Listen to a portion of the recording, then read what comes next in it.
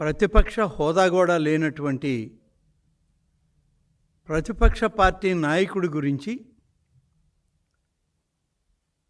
మాట్లాడాల్సిన పరిస్థితి ఏర్పడడం ఒకంత బాధాకరమైన, ప్రజల కొరకు వాస్తవాలు చెప్పాల్సినటువంటి అవసరం ఉంది.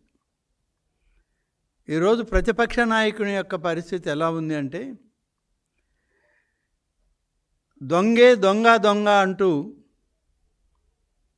పరిగెట్టిన పరిస్థితి కనబడతా ఉంది. గతంలో 5 సంవత్సరాలు ప్రజాస్వామ్య వ్యవస్థను అడ్డం పెట్టుకొని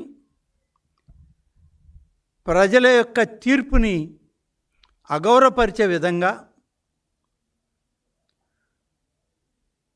తన పరిపాలన గావించి, ఆ పరిపాలన సమయంలో కొన్ని మాఫియాలను పోషించి, కొంతమంది దొంగలని తన చుట్టూ పెట్టుకొని రాష్ట్ర ప్రజల్ని నిర్లక్ష్యం చేసి పరిపాలనా వ్యవస్థలన్నింటినీ కూడా భ్రష్టు పెట్టించినటువంటి వ్యక్తి.